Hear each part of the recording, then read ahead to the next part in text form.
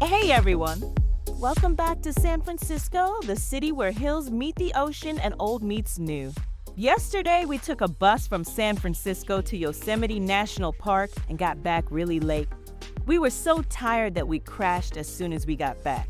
If you missed our Yosemite trip, check out our first day video. But for those of you who are all caught up, let's dive right into day 2 of our San Francisco journey. Welcome to day 2 of our journey. Today's itinerary includes visits to the Cable Car Museum, Ferry Building, Lombard Street, Ghirardelli Chocolate Factory, Painted Ladies, and a bus ride over the Golden Gate Bridge. Stick around for all the fun. Now, if you're new to San Francisco or just stopping by for a layover flight, I've got a pro tip for you. Consider staying at Fisherman's Wharf or Union Square for a cozy and convenient experience. Oh, and whatever you do, steer clear of the Tenderloin area. It's not the safest spot in the city. Let's talk about commute.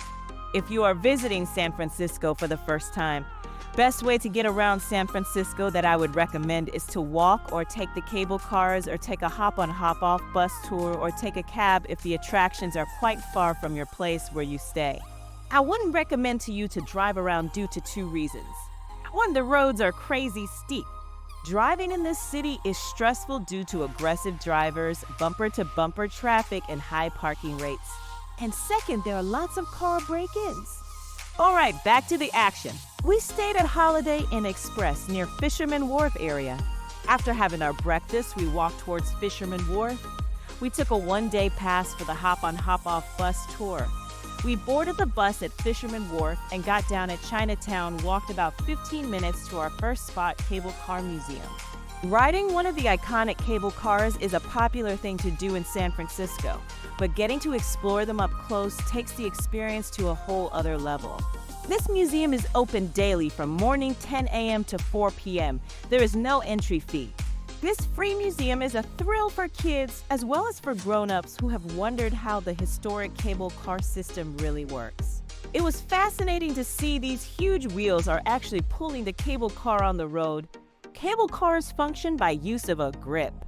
Like a giant pair of pliers, the grip reaches into the channel beneath the tracks and clamps onto the moving cable so that the car is pulled along for the ride. The tightness of the grip determines the speed of the cable. Releasing the cable makes the cable car slow down, but like regular cars, cable cars also have brakes. There are a total of 40 cable cars, but only 27 are ever running at a given time. There are 28 Powell Street cars and 12 California Street cars. When the cars aren't on the clock, they take the track from Washington Street up to the top floor of the building, where they are stored and repaired. The Powell Street cars are single-ended and require turntables at the end of the line to turn the cable cars around. The California Street cars are double-ended and have a set of control levers on both sides. In order to switch directions, the double-ended car simply crosses over to the opposing track and the gripman switches sides. I have covered the entire museum in another video. I will link it here, or you can hop onto my channel. After taking few pictures in the museum, we walked towards Chinatown. We visited the most famous spot, Golden Gate Fortune Cookie Factory. It was 6 to 8 minutes from the museum. It's a cute little alley. We got few sample cookies to taste. It's not a very big shop. As you enter, you get the smell of freshly baked cookie, and you can see them making cookies too. It was a little bit crowded, but the line was moving really quickly. We got ourselves few packets of cookies for back home.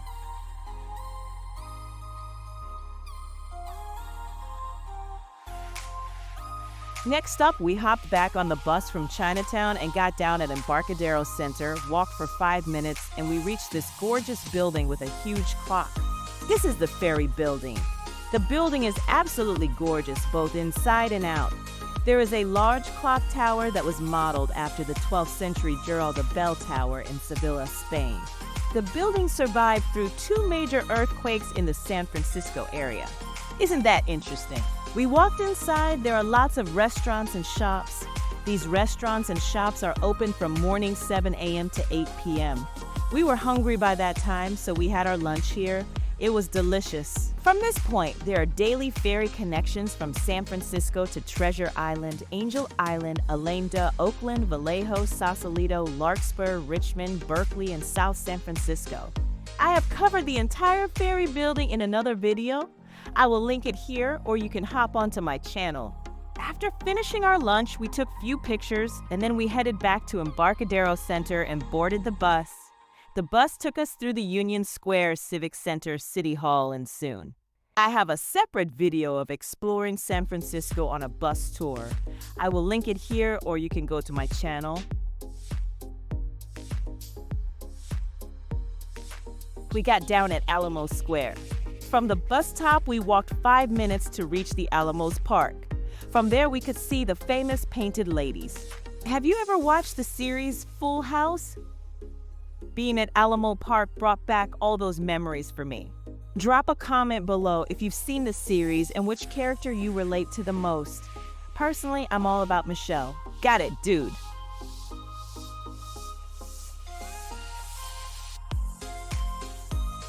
The term painted ladies refers to any Victorian or Edwardian historic houses built in the late 1800s or early 1900s with 3 or more paint colors. You will see historic houses all around San Francisco, but the only true SF painted ladies are those with various colors on them. According to public records, it is estimated at around 4 to 5 million. We took few pictures and then came back to the same bus stop and boarded the bus. The bus took us through Haight-Ashbury neighborhood, Golden Gate Park, Botanical Garden, De Young Museum, and so on. If you have more time, I recommend you to visit the Golden Gate Park. You need at least 1 day to cover the entire park, including Park Botanical Garden, De Young Museum, Japanese Tea Garden, and more. It was almost sunset, and we wanted to ride over the Golden Gate Bridge during sunset, so we skipped it.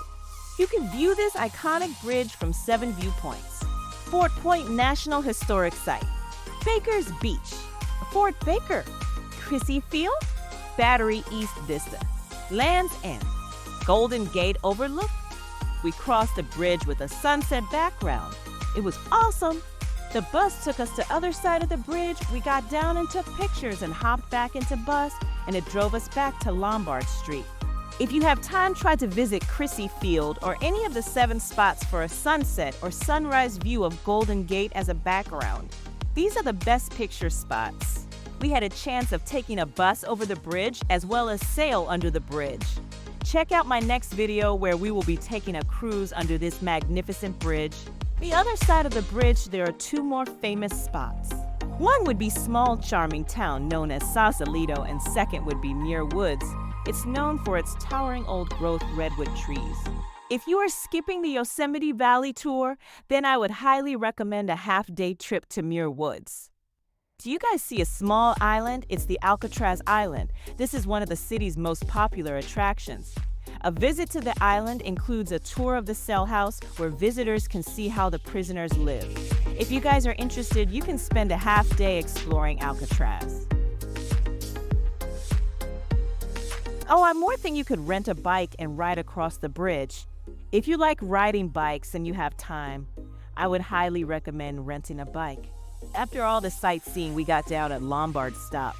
We walked towards the Lombard Street. It was dark, city lights were lit up, it was beautiful.